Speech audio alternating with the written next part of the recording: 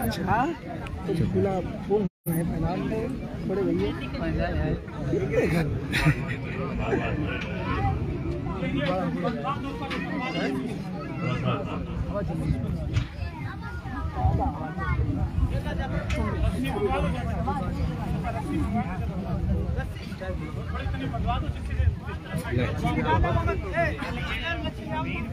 हाथ दो।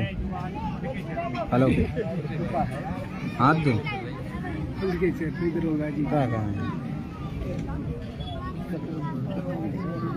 आ गया सबसे आ गया गुंडा कर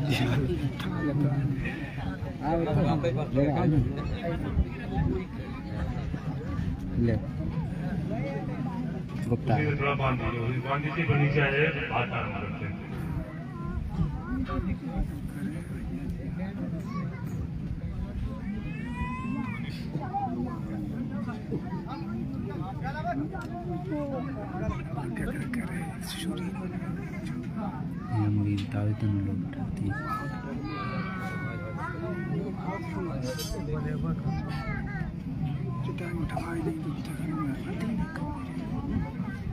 ओम सच्चिदानंद रूपाय विश्वोत्पत्त्यादि हेतवे तापत्रय विनाशाय श्री कृष्णाय वयं नमः। सती माता मंदिर के परिसर में उपस्थित कथाव्यास जी,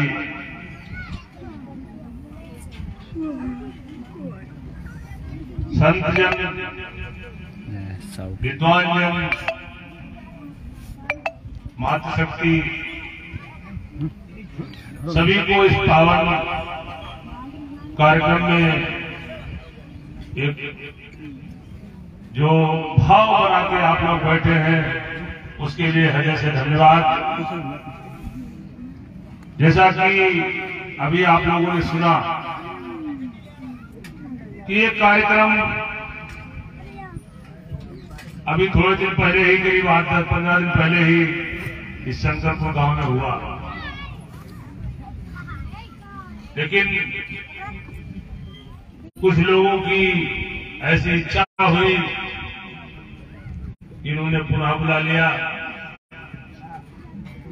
आप लोग बधाई के पात्र हैं, लेकिन एक बात जरूर कहूंगा कि हमारे धर्मशास्त्रों में कहा गया है, राजा, अग्नि और गुरु, इनसे ज्यादा नजदीकी भी नहीं जरूरी है और ज्यादा दूरी की भी। क्या कहा गया है? राजा, अग्नि और गुरु, इनसे अगर ज्यादा नजदीक रहेंगे तो फिर राजा के ज्यादा नजदीक रहेंगे, उसके क्रोध का भाजन हो जाएंगे। गुरु के नजदीक रहेंगे तो आपके मन में संशय उत्पन्न होने लगेगा, और अग्नि के ज्यादा नजदीक रहेंगे तो आप जल जाएंगे। लेकिन बिना इन तीनों के काम भी नहीं चलना है। लेकिन ज्यादा नजदीकी बनाने की भी जरूरत नहीं है, बस इतना है कि सुनिए, जो बात बताई जाए उसे हृदय में रखिए, पालन करिए, परमात्मा आपका कल्याण कर देंगे। बड़ा पावन समय है, और कई बार मैं छोटा जब था तब से शंकरपुर गांव के लोगों को मैंने देखा है, आश्रम में बहुत से लोग इकट्ठे होकर जाते थे, और हमेशा होली पे तो करीब 40-50 आदमी जाके पहले दिन रुकते थे, दूसरे दिन आकर भी वहीं डालते थे, और तीसरे दिन कुछ आश्रम का काम करते थे, तो चौथे दिन लगभग बुजुर्ग लोग यहाँ जो होंगे उनका सबका यही मीन था। इतना लगाव इतनी आस्था इस गांव के लोगों की और आज भी बरकरार है। लेकिन एक ध्यान दिलाना चाहूंगा, जो हमें एक बार पहले बताया गया था, और थोड़ा आवाज बंद रखो भी हमारी बातें हृदय बेकार चली जाएगी। बेटा थोड़ा बांधे के लिए उतारा नीचे,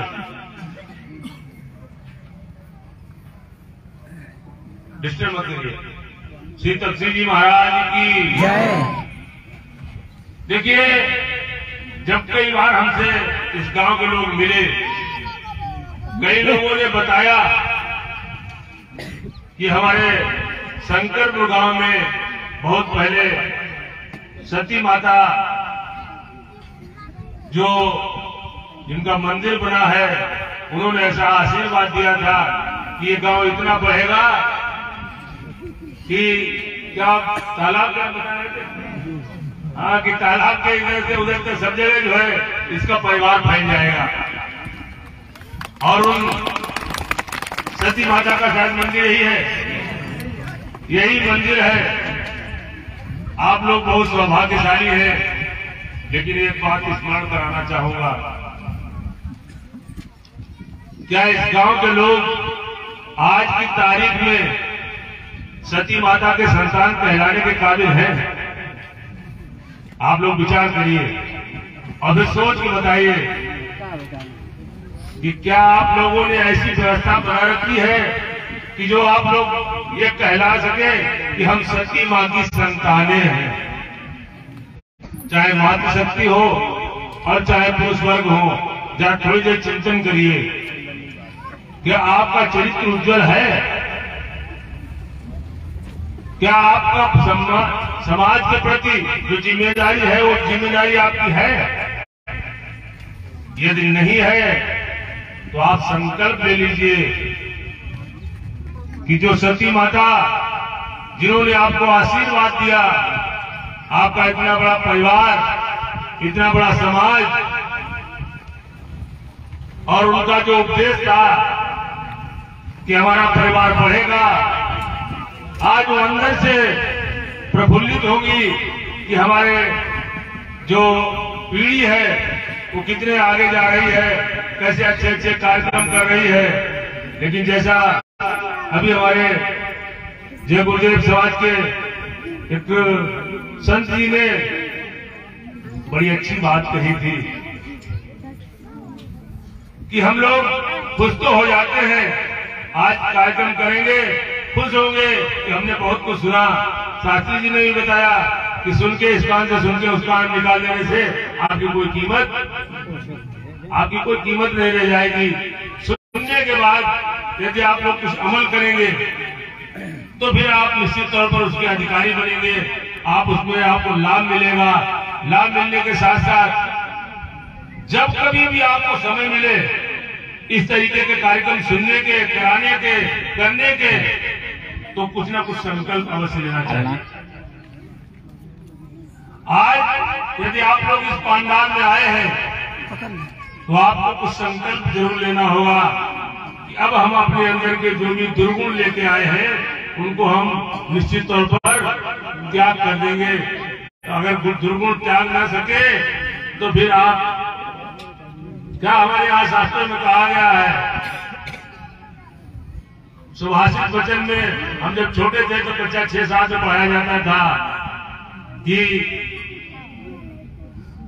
कुछ चीजें ऐसी होती हैं जो मनुष्य पशुओं में बराबर होती हैं, लेकिन हमारे अंदर धार्मिक भावना ही एक ऐसी होती है जिससे हम कुछ अलग बन जाते हैं। लेकिन धार्मिक भावना थोड़ी देर ही रहे और थोड़ी देर के बाद चली जाए तो फिर ये अच्छी बात नहीं है। धार्मिक भावना से संकल्प हृदय में होना चाहिए। संकल्प ऐसे होने चाहिए। आश्रम के सिद्धांतों पर चर्चा हम लोग इसीलिए करते हैं, अभी हमारे वकील साहब ने आपको बताया कि नई पीढ़ी गड़बड़ हो रही है, इतनी गड़बड़ हो रही है कि संभालना कठिन है। कोई शराब, कोई जुआ, कोई चरित्रहीन। और आपको बताएं, अभी हमारे यहाँ कार्यक्रम चल रहा था, छोटे से बाल बाल जी थे, उन्होंने कहा कि अगर धन चला जाए तो थोड़ा कुछ गया, कुछ और नुकसान हो जाए तो उसकी भरपाई हो जाएगी। लेकिन यदि कहीं चरित्र चला गया तो समझ लीजिए आपका सब कुछ चला गया।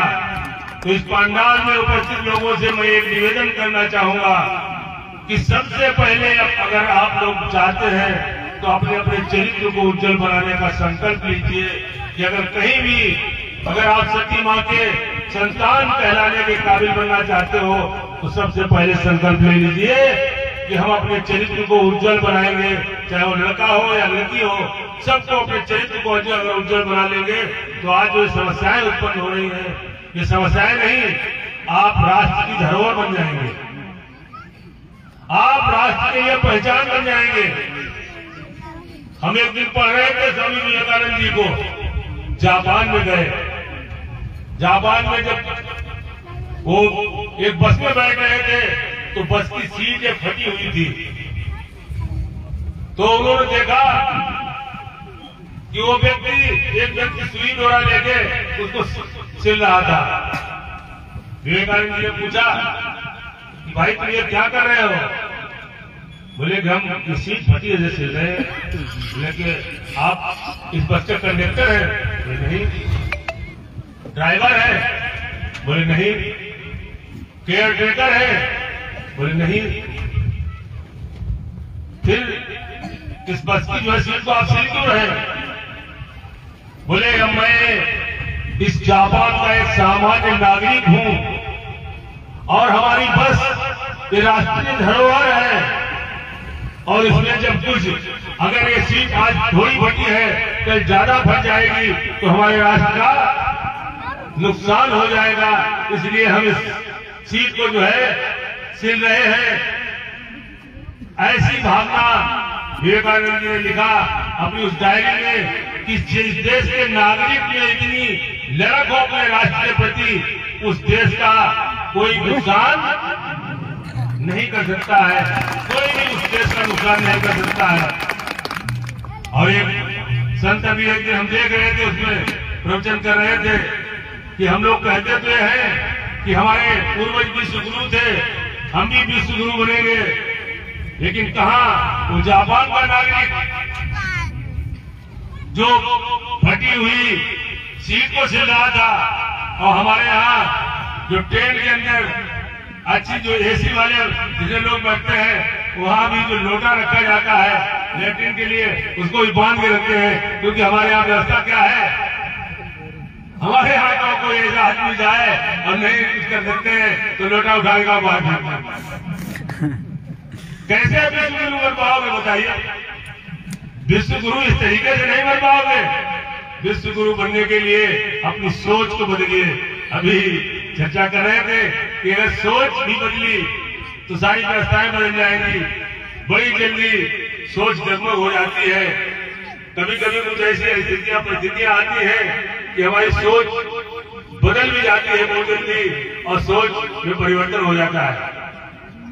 एक बिल्कुल सच्ची कहानी अपने ऊपर बीती हुई आप लोगों को बताऊंगा, शायद कुछ लोग उससे सीख ले। हमारे एक मामा जी थे, रामोदास जी दूसरे नंबर थे मजले में मामा। सुबह सुबह तक सही सलामत थे। उन्हें लैट्रिन गए, कुल्ला मंजन किया, बोले आज दूध नहीं आ रहा है, दूध आ जाए तो चाय पी ले। दूध बड़ी देर में आता है और इसके बाद वो थोड़ी देर बाद पता नहीं ऐसे लुढ़के उस सोफा पे खत्म हो गए। हम भी उनकी मिट्टी देखने गए। वहां लोगों ने बताया गांव में सड़क बन रही थी, उस सड़क के किनारे पत्थर पड़े थे। एक गोबर में पत्थर थोड़ा जो है लंबा था सड़क बनने का, वो पत्थर उठा लाए और अपने दरवाजे के बाहर छोटी सी 4-5 ईंटें लगा ली। और ईंटें लगाने के बाद उसमें क्या किया, रोज सुबह उसमें पानी डाले उस पत्थर के ऊपर और कहे भोले बाबा हम आपको गोबर से निकाल के लाए हैं, लेकिन आपसे निवेदन यही है कि हमारी मौत अच्छी तरीके से होना हो, और अगर तुमने हमको घटाया तो जहां से हम तुमको निकाल के लाए थे वही पहुंचा देंगे, इसलिए हमारी मौत में कहीं कोई गड़बड़ी न होने पाए। जब लौट के आए मन बड़ा व्यथित हुआ कि क्या परमात्मा भी डर जाते हैं। एक सोचने की बात सोच रहा था बैठे बैठे, तो थोड़ा मन आया कि लाइए कुछ सुने। टीवी पे आस्था चैनल पे कथा लगा दी, सुनने लगा। एक बहुत अच्छे विद्वान थे, बुजुर्ग कथावाचक, प्रसंग चला रहे थे केवट संवाद का। अच्छी तरीके से उन्होंने बताया कि केवट भी भगवान से जो बात कर रहा था, वो बार बार कहीं उसको ये एहसास नहीं हो रहा था कि ये राजा है। उनसे कह रहा था कि हमें पैर धुल लेने दीजिए तभी चाहूंगा, और नहीं तो उसने कई इस तरीके से बातें कह दी कि हम तुम्हारे पिताजी की कसम खा के कहते हैं कि हमें तो मार दिया जाए। तो लक्ष्मण को क्रोध आया कि हमारी बात तो चल रहा है। वो कई बार ऐसी ऐसी हरकतें कर रहा था कि जो सामान्य आदमी ऐसी हरकत नहीं कर सकता है, लेकिन भगवान ने उसे जो है अपने गले से लगा के और कह दिया कि जो कोई मर्जी हो वो कर लीजिए, जो तुझे भाई वो कर ले, क्योंकि तेरा मन प्रसन्न हो जाए। तो वो बात एकदम हमारे दिमाग में आ गई कि हम लोग करते क्या है, बड़ी होशियारी से जो हमारे ऊपर विपत्ति आती है तो हम कहते हैं हमारी परमात्मा ये सुन ले, हमारी परमात्मा वो सुन ले, हमारी ये समस्या समाधान हो जाए। लेकिन कभी कभी जो पुत्रवत बालक, छोटा बालक होता है, अगर वो कभी कभी उल्टा सीधा काम भी कर जाता है तो माँ उसकी सारी गलतियां नजरअंदाज कर देती है। लेकिन कभी कभी हम लोग जब जानबूझ के समझदार होकर भी गलती करने का यानी नासमझ बनने का नाटक करते हैं, वो परमात्मा स्वीकार नहीं करते हैं। लेकिन यदि हम अच्छे भाव से परमात्मा की तरफ लगे रहे तो समझ लीजिए आपका सब तरीके से कल्याण हो जाएगा, कोई भी परेशानी आपको परेशान नहीं कर पाएगी।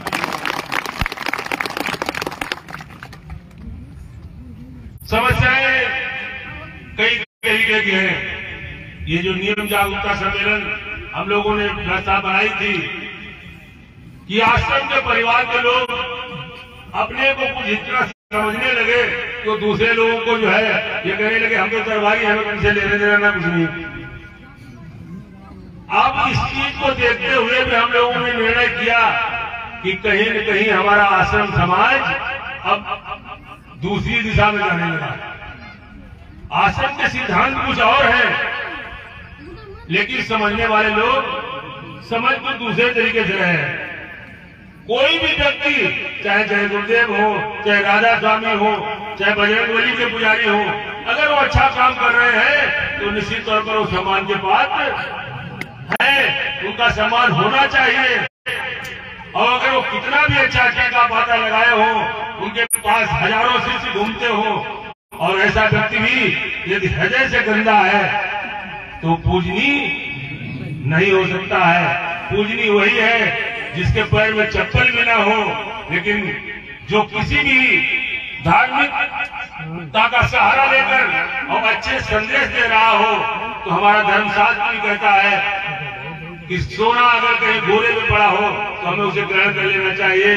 ये जो खाई खोजने की व्यवस्था हमारे आश्रम भक्त लोग कर रहे थे, इसे समाप्त करने के लिए हमने एक जागरूकता सम्मेलन चलाया। यहाँ आश्रम के कई लोग भक्त हैं, कुछ अन्य लोगों के भक्त हैं, कुछ अन्य समस्याएं हैं। लेकिन ये सब समस्याएं क्यों? हालांकि इस मंच के माध्यम से एक और बात आप लोगों से कहना चाहूंगा। एक दिन की खुद की हमारी बात, हम अपने मन की बात आपको बताएं कि एक दिन ऐसे हम बैठे थे, एक तो बजरंगबली के पुजारी जी आ गए। उन्होंने अपनी बहुत अच्छाइयां वर्णन की कि उन्होंने भगवान की, बजरंगबली ने ये मदद की और आश्रम में इनका पूजन बंद क्यों कर दिया। हमने भी देखा कि बजरंगबली के पुजारी सात्विक भी हो रहे हैं, शुद्ध सही विचारधारा भी है, तो हमारे आश्रम में पूजन बंद क्यों किया गया। इस पर चिंतन हमारा मंथन चल ही रहा था। 1-2 दिन हो गए, लेकिन तब तक अयोध्या में राम जन्मभूमि के पूजन के लिए मोदी जी गए। कार्यक्रम लाइव दिखाया जा रहा था, मैं भी टीवी पर मैंने खोल ली, उसको देख रहा था। थोड़ा ध्यान देने की बात है, जब मैं उस कार्यक्रम को देख रहा था तो मैंने देखा कि मोदी जी जब पहले गए तो सबसे पहले उन्होंने पूजन कहाँ किया? उस हनुमान गढ़ी में, और बजरंगबली जी की पहले आरती उतारी और आरती उतारने के बाद फिर वो रामलला के दर्शन करने गए। मेरी बात समझ में आ गई कि आश्रम में जो तपसी जी महाराज थे, जो गुरुदेव जी महाराज थे, उनको ये ज्ञान था कि आगे आने वाला समय ऐसा होगा। आज हमारे थे गुरुदेव की भाई है राधा स्वामी जी के, जो आपसे कोई बड़ा हो, आपका कोई श्रेष्ठ व्यक्ति हो और आप किसी कार्यक्रम में जाए, कहीं भी जाए, सबसे पहले उस छोटे वाले का पहले स्वागत सत्कार कर दिया जाए, उसको माला पहना दी जाए, उसकी आरती कर ली जाए और बड़े वाले को छोड़ दिया जाए, तो कैसा लगेगा बताइए? जो संत महात्मा, ये हमारे शायद जो आश्रम के ऋषि थे, उनको ये पहले से आभास था।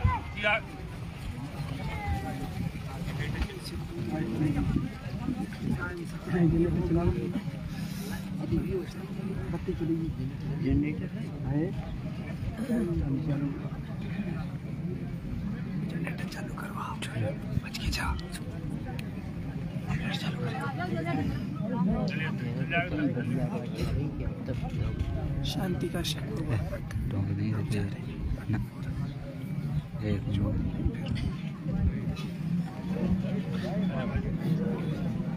बैठे रहे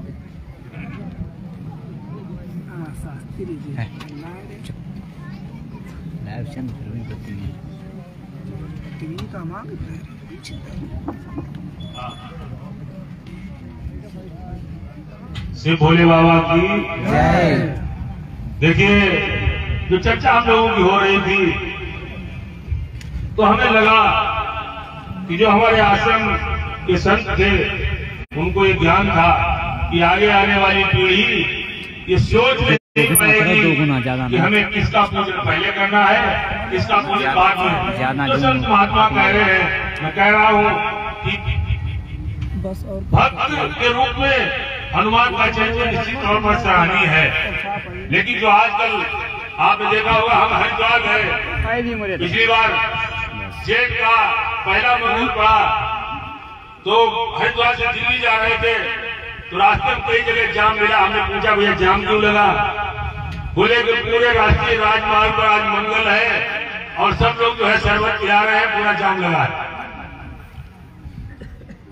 लेकिन रामनवमी पर हमने कहा, ये रामनवमी में होता कि रामनवमी नहीं, कब होता है? मंगल को। रामनवमी को कोई जो है शरबत नहीं पिलाएगा, लेकिन मंगल को, क्योंकि अब तो ऐसी परंपरा हो गई, पहले एक मंगल चालू होता है, हर मंगल को जाम लग जाए, बीमार आदमी, परेशान आदमी, कुछ भी नहीं। भाई, हम लोगों को चाहिए कि धार्मिक भावनाएं हमारी है तो दूसरे को परेशानी, अगर धार्मिक भावनाएं हमारी है तो दूसरे की परेशानी नहीं होनी चाहिए। ऐसे विचार हम लोगों को रखने चाहिए, ऐसी भावनाएं हम लोगों की होनी चाहिए। और हमारे यहाँ एक बात और कही गई है, संत गुरु वही व्यक्ति हो सकता है जिसके अंदर दूसरे के हित की भावना हो, जो परमार्थ की बात जिसके हृदय में हो, वही संत है। और जो स्वार्थ की बात दिखावे में परमार्थ कर रहा हो और उसके हृदय में स्वार्थ भरा हो, तो फिर वो गुरु और संत कहलाने का अधिकारी, वो व्यक्ति गुरु और संत कहलाने का अधिकारी नहीं है, जिसके हृदय में भाव दूसरे हो। हम लोगों को भी चाहिए कि जब हम धार्मिक कृत्य करें, जब कोई आयोजन कराएं, तो उसमें ये नहीं होना चाहिए कि हम दिखावा कर लें। अगर इन्होंने ऐसा किया तो मुझसे और बढ़ के करेंगे।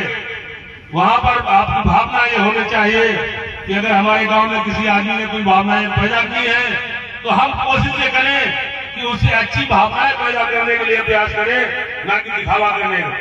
और आप जानते हैं कि परमात्मा हृदय को पहचानते हैं, दिखावे को जो है वो स्वीकार नहीं करते हैं, इसलिए दिखावा की बात नहीं। और आज के युग में थोड़ा आपके पूरे गांव को ये भी चेतावनी देना चाहता हूं कि आज का युग बड़ा खराब हो गया है। चुगली करने की भावना, बड़ी बलवती हो गई है। हमारे शास्त्री जी हंसे बहुत लोग हंसे। उस दिन हुआ ये कि आप यहाँ कार्यक्रम करने के बाद दूसरे दिन आपके यहाँ तो गाड़ी भर के लोग पहुंच गए। हमने पूछा, हमने कहा, बोले भैया निवेदन ये करना, सिटी माँ के मंदिर पर कार्यक्रम हो रहा था और आप उसमें भी शरीक हो लेते, तुमने इतनी जल्दी जल्दी प्रोग्राम करने की जरूरत क्या है? बोले कुछ लोग ऐसे थे जो शामिल नहीं हो पाए स्वागत में, तो अब उनकी इच्छा है कि हमको भी शामिल कर लिया जाए। तो हमने कहा ये तो ठीक बात है, लेकिन कुछ लोग ऐसे हैं कि जैसे इनका कार्यक्रम हो रहा था वैसे ही विश्वास सिंह जी यहाँ बैठे, इन्होंने कहा इनके वहां फोन आ गया कि ऐसा लोग कहीं भैया वहाँ कार्यक्रम करते तो हमारा कार्यक्रम व्यस्त हो जाए। तो ऐसे लोग अंदर अंदर से शास्त्री जी से बुझाव ले रहे हैं। हम जान लेते हैं कि कितनी कितनी बातें चली कहेंगे नहीं समाज में, लेकिन इतना जानते हैं कि बहुत होशियार रहने की जरूरत है। संजीव से कुछ और कहेंगे, शास्त्री जी से कुछ और कहेंगे, जय गुरुदेव महाराज जी से कुछ और, उनके शिष्यों से कहेंगे और आश्रम भक्तों से कुछ और कहेंगे, और आपस में टकराहट पैदा करने की बात ये 24 घंटे सोची जाती है। ये कोई अच्छी निशानी नहीं है। इसलिए चुगली करना भी आपके जीवन से चली जानी चाहिए। एक व्यक्ति इस बात सुनकर और दूसरे व्यक्ति से भाव बदल के कह देना, ये समाज को बहुत नीचा दिखाने के लिए है। इसको जरूर निश्चित तौर पर आप लोगों के अंदर से ये भावनाएं बाहर होनी चाहिए, तभी आप कथा वापस सुनने के अधिकारी हैं। आश्रम के नियमों की चर्चा कुछ लोग यहाँ बैठे हैं, ये भी बता दूं, मैं एक दिन देख रहा था सुबह सुबह, मैंने पुस्तक उठाई गीता की, पढ़ने लगा 17वां अध्याय देखा। उस अध्याय में पहला श्लोक लिखा है कि अर्जुन ने भगवान से पूछा कि हे भगवान ये बताइए कि जो व्यक्ति जिसके अंदर हृदय में पहले से ही श्रद्धा है और श्रद्धा से स्वभाव से उत्पन्न भक्ति से भगवान की पूजा कर रहा है, उसे किताबी कोई ज्ञान नहीं है, तो उसको कौन सी गति प्राप्त होगी? ये गीता के 17वें अध्याय में लिखा है कि एक व्यक्ति स्वभाव की भक्ति से पूजा करता है, उसे कौन फल मिलेगा? भगवान से बात अर्जुन ने पूछी तो भगवान ने उनको क्या जवाब दिया? उन्होंने कहा कि अर्जुन, चाहे स्वभाव से भक्ति की जाए और चाहे शास्त्र विद से भक्ति की जाए, लेकिन भक्ति के 3 रूप होते हैं। बोले कौन से? एक सात्विक भक्ति, दूसरी राजसिक भक्ति और तीसरी तामसिक भक्ति। इसमें उन्होंने कहा कि सात्विक भक्ति के लोग जो पूजा करते हैं, जो व्यवस्था बनाते हैं, वो सबके कल्याण के लिए होती है। उनके देवता भी ऐसे ही देवताओं की पूजा करते हैं जो सबके कल्याण के लिए हो। लेकिन जो राजसी भक्ति की जाती है, वहाँ राजा क्या चाहता है कि सारे राजा पराजित हों और हम ही पूरे विश्व के राजा बन जाए। ये भक्ति कौन सी है? ये राजसी भक्ति है। और एक तामसिक भक्ति होती है कि हम बड़े बड़े रहें और पूरा क्षेत्र गांव सब हम लोग चला जाए। और गांव गांव में आपने देखे होंगे ऐसे भक्त, सुबह गए देखते देखते भैया मार गए संजय। ये कौन सी भक्ति है?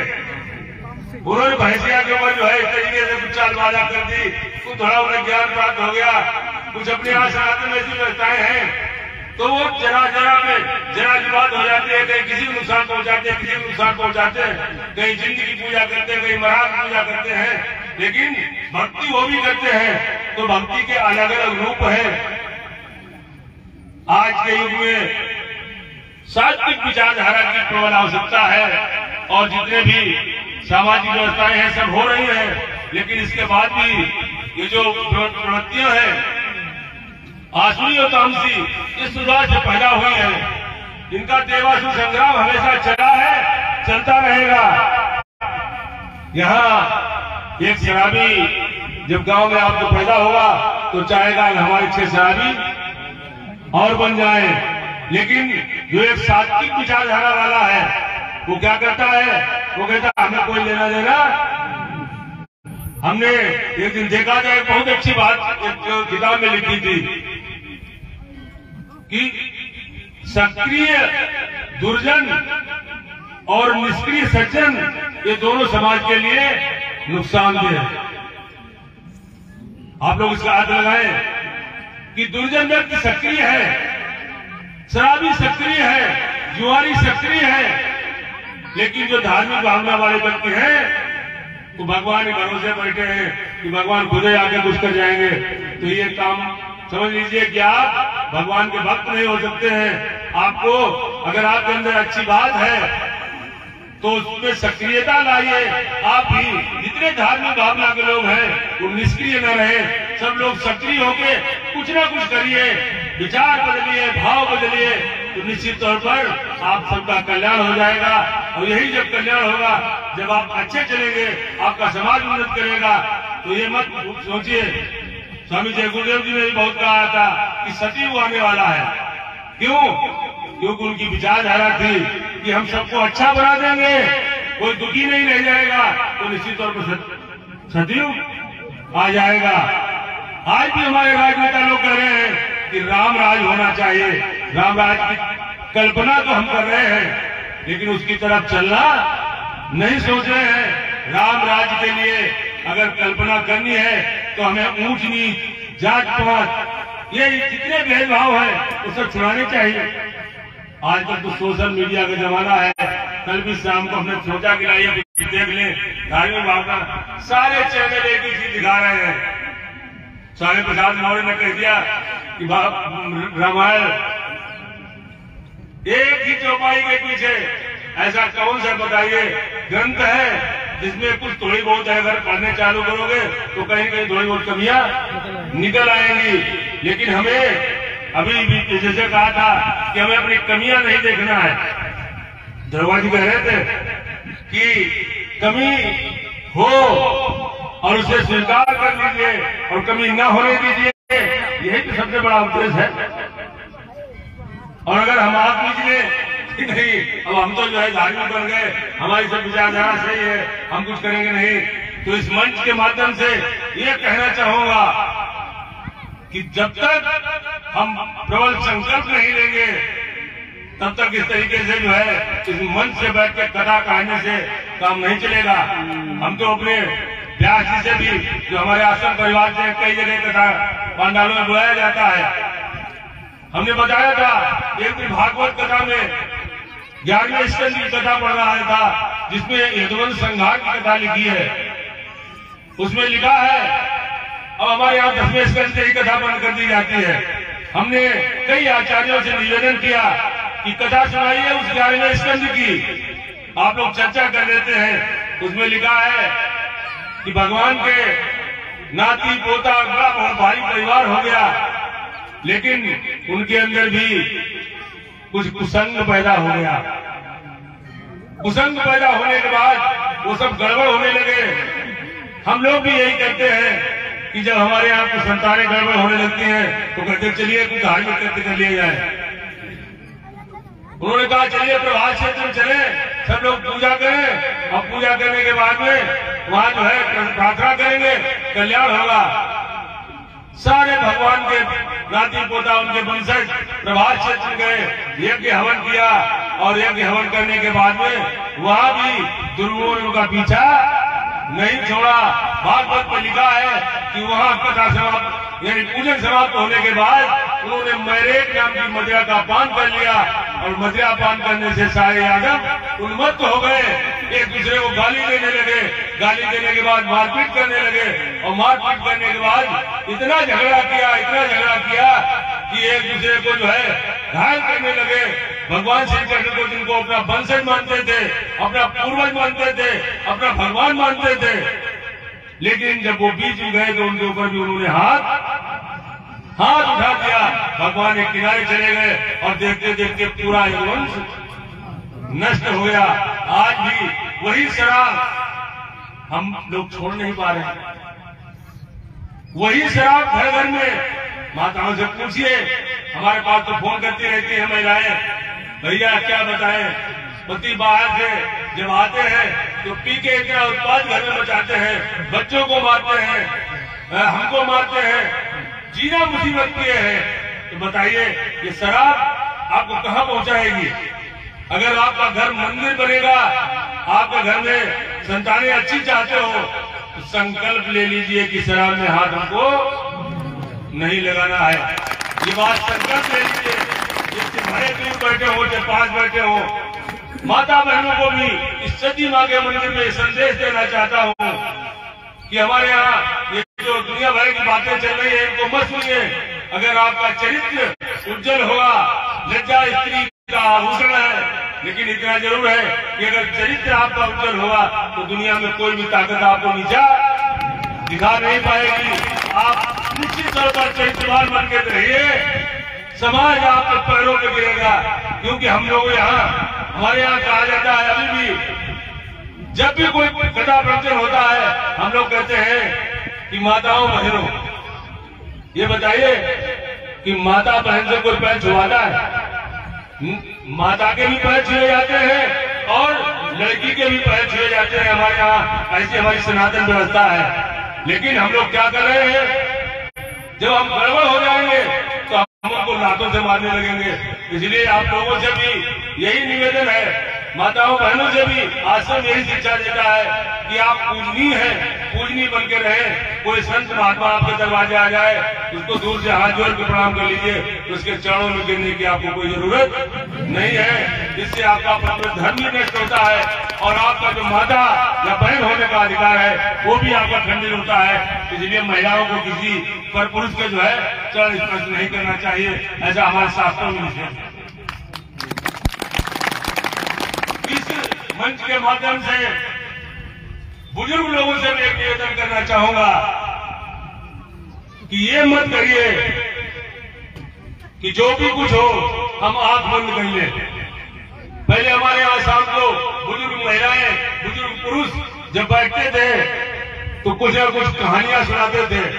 हमें आज भी याद है कि हमारे दादी द्वारा, बाबा द्वारा, पिताजी द्वारा जो कहानियां सुनाई गई, उससे आज भी हम जानते हैं कि हमारे यहाँ किस तरीके से भगवान ने यानी रक्षा की, प्रहलाद को किस तरीके से बुद्धि आई, ध्रुव ने किस तरीके से चरित्र किए, ये सब बातें हम लोगों ने पहले ही सीख ली थी। लेकिन आज ये सब बातें सब लोग गूगल से सीख रहे हैं। लेकिन एक बात बताएं, जो आज हम लोगों से बैठ के जो चर्चा हो रही है, जो हमारे मुख को देख के आप लोगों को जो एहसास होगा, जो बड़े बुजुर्गों के सामने बैठ के जो संकल्प लेंगे, जब गड़बड़ होगा तो अगली बार जब हम आएंगे तो कभी पूछेंगे कि शंकरपुर के लोगों को कितना सुधार हुआ, क्या बता पाओगे आप?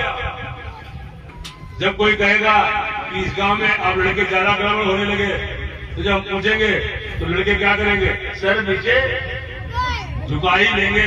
हमारे सामने हाथ मिलाने की उनकी क्षमता नहीं होगी। इसलिए अगर हाथ मिलाने की क्षमता रखिए तो आज संकल्प कर लीजिए, कोई गलत काम नहीं करेंगे। और बुजुर्ग लोगों से भी यही निवेदन है कि आप लोग कुछ ना कुछ करते रहिए। बड़ी एक अजीब कहानी भी हमारे यहाँ पे इसी तरीके से सुनाई जाती है कि एक किसान 12 साल का सूखा था, लेकिन फिर भी वो खेत में रहा था। माता ने पूछा पार्वती जी ने, बोले बाबा निकलने चिंता की है कि ये क्या कर रहा है? बोले देवी ये तो जो है अपना कर्म कर रहा है। कर्म कर रहा है और आप तो मेरे 12 साल का सूखा है, क्या सूखा है नहीं कि अपना कर्म करना भूल जाएगा। अच्छा, 6 में एक कहानी चली हमने पढ़ी थी या 7 में। माँ घर पहुंची, एक शंख रखा था। उन्होंने कहा कि भोले बाबा ये शंख रखा है आपने, इसको बहुत दिन से नहीं छुआ। बोले देवी ये शंख इसलिए रखा है, इसको जब हम बजाते हैं तो बारिश होती है, लेकिन अभी 12 साल का सूखा है, इसलिए इस शंख को हम अभी 12 साल, अभी तो साले भर हुआ, अभी 11 साल नहीं बजाना है इसको। उन्होंने कहा कि बोले बाबा आप भूल जाएंगे। क्या कह दिया कि बाबा आप भूल जाएंगे शंख बजाने को। बोले कि वो काश्तकार भूल जाएगा अपनी काश्तकारी कर तो आप भी भूल जाएंगे। उन्होंने कहा नहीं जी हम नहीं भूलेंगे। कि आप भूल गए, आपसे ये संग बजेगा नहीं, हमें बजा के दिखाओ। उन्होंने जो है जैसे मुंह में संग लगा, तेज धन से आवाज निकली, आसमान में बादल छाए, बारिश होने लगी। तो ये शिक्षा हमें देते हैं हमारे बुजुर्ग लोगों। आप लोग भोले बाबा के तरीके से अपना ये किसान के तरीके से अपना कर्म करते रहिए, फिर भोले बाबा आपके लिए और माता पार्वती सती मैया भी आपकी मदद कर देंगे। लेकिन अगर कर्म नहीं करोगे तो सारी मेहनत व्यर्थ चली जाएगी। इसी के साथ सभी को शुभकामनाएं, बहुत बहुत धन्यवाद। हरिशंकरपुर गांव के लोगों को एक बार बहुत शुभकामनाएं। कथाकार पर विद्वान आचार्य को हृदय से नमन, संतजनों को हृदय से नमन। सभी लोगों से एक ही निवेदन कि आप कुछ संकल्प लेके जाएं और अपने को अच्छा बनाएं, तो हमारा यहाँ आना सफल हो जाएगा। आपको पुनः पुनः बहुत बहुत धन्यवाद, बहुत शुभकामनाएं। जय श्री कृष्ण, जय श्री राम।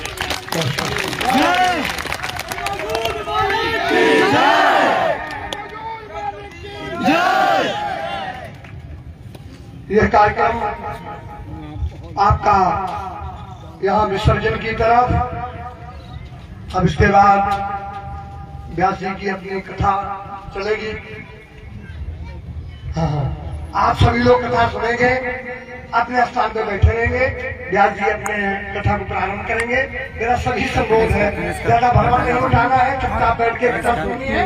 और यहाँ का कार्यक्रम, इस मंच का कार्यक्रम समापन की तरफ से है। सबको वीडियो ले लेते काफी भैया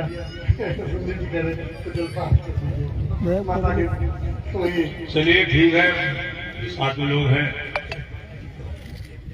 जो आश्रम से साथ में आए भैया के, वो लोग वहाँ मंदिर पर चलेंगे। सभी लोग सादगी से और शेष लोग यहाँ बैठे रहेंगे। देखिए मातृशक्ति से भी यही निवेदन है कि आपके प्रतिनिधित्व के तौर पर लड़कियों ने जो स्वागत किया, और आपका भी कहीं आप ये ना समझ बैठे हो कई बार कि हमको भी मौका नहीं मिला।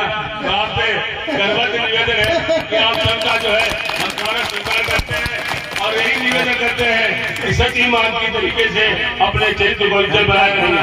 बहुत बहुत धन्यवाद। जय महाराज की